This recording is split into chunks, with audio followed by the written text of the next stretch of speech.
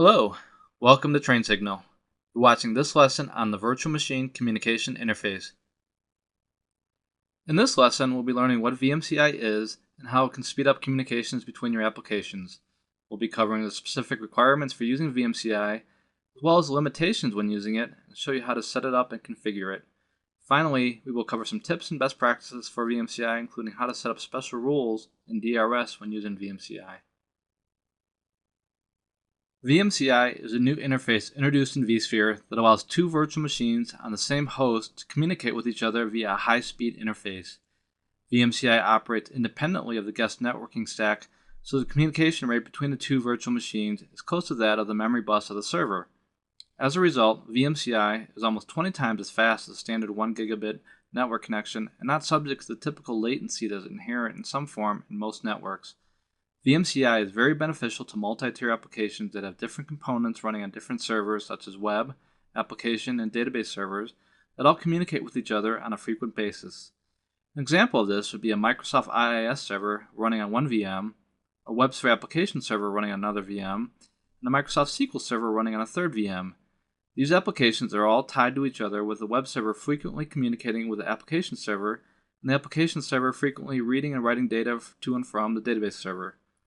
VMCI is not just limited to two VMs on a host, and all VMs located on a host that have VMCI enabled and communicate with each other via the high-speed interface. VMCI sockets are similar to other socket types like Windows sockets, which allow different processes on a server to communicate with each other as well as communication from server to server. The VMCI sockets library supports both connection-oriented stream sockets like TCP and connectionless datagram sockets like UDP. However, with VMCI sockets, a virtual socket can only have two endpoints, and unlike TCP sockets, the server cannot initiate a connection to the client. VMCI is only intended for applications that are designed to specifically communicate via the VMCI interface instead of using a network adapter. To help with this, VMware provides a special VMCI sockets API that allows developers to adapt their applications to use the VMCI interface. Minimal code modifications are needed to adapt existing applications to use VMCI. Most applications can be modified to use VMCI with little effort, because VMCI sockets behave like traditional internet sockets on a given platform. If you have existing socket-based applications, only a few code changes are required for VMCI sockets. If you do not have socket-based applications, you can easily find public domain code for it on the web. This diagram depicts the architecture of VMCI and how it works. Applications leverage the VMCI library using the API which communicates with the VMCI drivers installed in the operating system as part of VMware tools. The VMCI driver communicates with the VMCI device that is part of the virtual machine hardware. This in turn communicates with the core VMCI driver built into the VM kernel of the host. VM to VM communication goes from the application on VM1 through the OS driver on VM1, through VM1's virtual hardware, through the VM kernel, to VM2's virtual hardware, through the OS driver on VM2, and then finally to the application on VM2. There are a few different use cases for using VMCI that provide benefits over using traditional network connectivity between VMs. The first is to allow VMs that are not connected to the network to communicate with each other. VMCI allows you to create a private network for those VMs without exposing them to your physical network. This can be useful for situations when you have applications running on VMs with sensitive data that you don't want to expose to the network. The next is to improve the privacy of data transmission on VMs. Again, by using VMCI, the data between VMs is not exposed to the network and is more secure. The next is to increase intra-host performance for socket-modified applications. This allows applications on separate VMs on the same host to communicate with each other using VMCI sockets instead of traditional sockets, which result in much greater performance. The next is to provide an alternative data path for management of VMs. This allows VMs to be managed using VMCI sockets, which can provide better security by not having management traffic mixed in with regular network traffic. An example of this would be an application that monitors the guest operating system. However, any monitoring or management application that would benefit from this must be modified to work using VMCI sockets. The next is to improve the efficiency of database-backed applications. For example, an application on one VM might be reading and writing to a database on another VM. VMCI allows greater efficiencies for these types of applications. The final use case would be to implement a fast host-guest file system. An example of this would be a VMware host acting as an NFS server to provide storage for some of its guest VMs. The NFS code on the VMware host must be slightly modified to use VMCI sockets instead of datagram sockets. There are open source versions of NFS that could be used for this.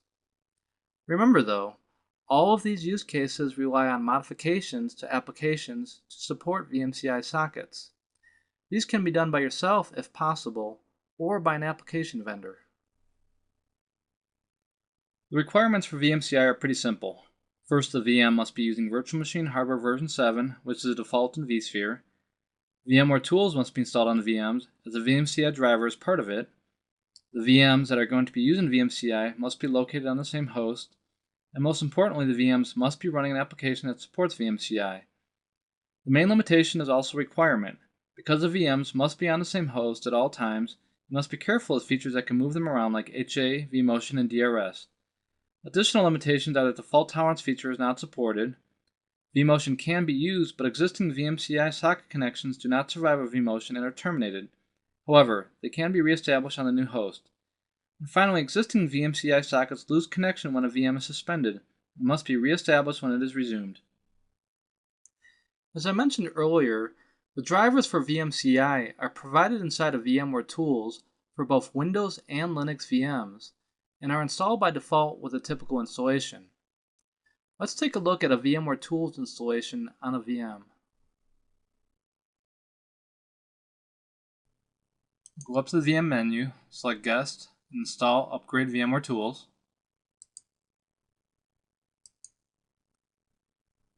This will launch the VMware Tools installation wizard.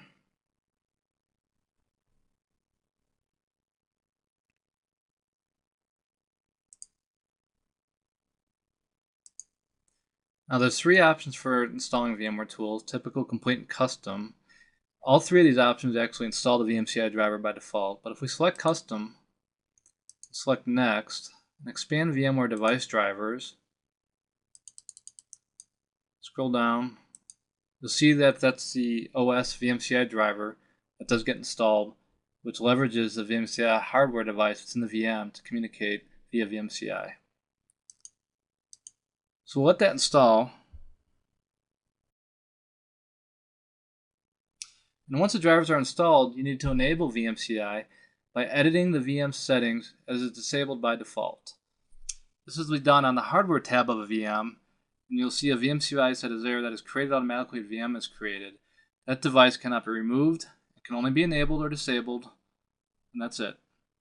Once you check the box to enable it, the status will change from restricted to unrestricted, which allows it to begin being used. So let's go over to our vSphere client. We'll select the VM that's already powered off. You cannot enable VMCI when a VM is powered on. We'll just select one here, edit its settings, select the VMCI device, and you'll see here the option for enabling VMCI between VMs. Right now it's restricted, which means it's disabled. If we click enable, it becomes unrestricted. You also see a warning here that says for maximum security, enable VMCI between VMs only when required.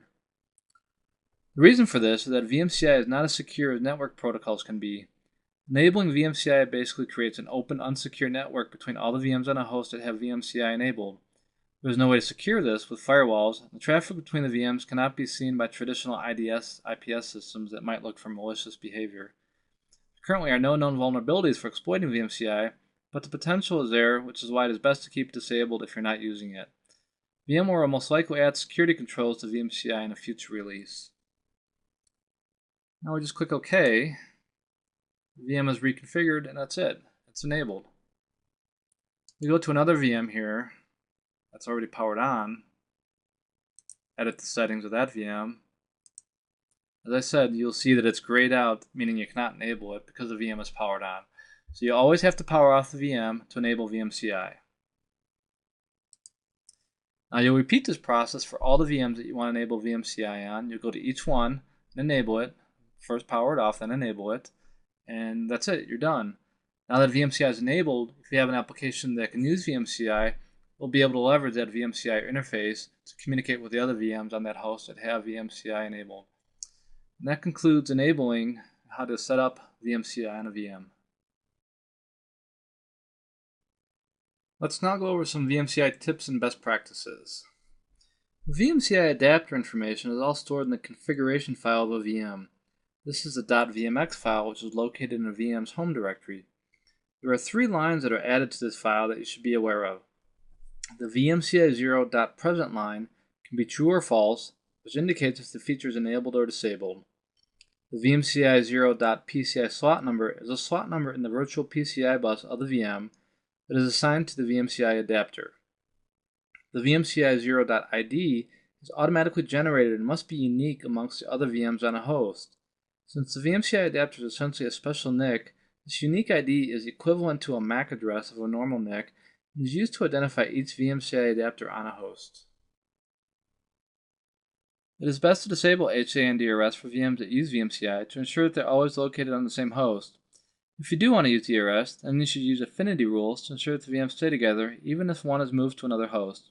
If you use HA, you cannot control where VMs will fail over to, so it is best to use DRS in conjunction with HA, so the affinity rules make sure the VMs go back together even if they are initially restarted on separate hosts. We will now demonstrate how to create an affinity rule to keep 2 VMs on the same host. In the vSphere client, select your cluster, select Edit Settings. Under VMware DRS, select Rules. Click the Add button to add a rule.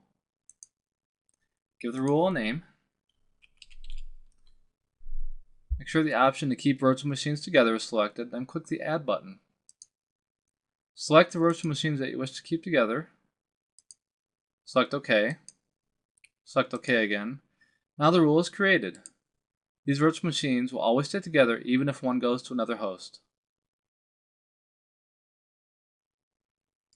Remember, you must have applications that specifically support VMCI to be able to use it. If they do not support it, then enabling it will do nothing. Currently, there is not much vendor support for this feature, despite its clear advantages. It's a good idea to check with application vendors to see if they support VMCI or plan to in the future. If you have applications that you have developed yourself, you can use the VMCI development guide to help you modify them to use VMCI. This guide provides instructions, the VMCI header file for C, and example code on how to do this. Here is the link for the VMCI sockets programming guide that is available on VMware's website that will assist you in modifying applications to work with the VMCI adapter. This guide will provide you with more information on VMCI and show you how to modify applications to use VMCI sockets instead of network sockets. VMCI is a great feature, but because it is fairly new and non-traditional, vendors have been slow to embrace it. This should change in the future as more applications are running on virtual machines and vendors shift their focus to developing in virtual environments. In this lesson, we have learned how to use VMCI so you can take advantage of the performance improvements that it offers to applications. That concludes this lesson on the Virtual Machine Communication Interface. Thanks for watching, and I'll see you in the next one.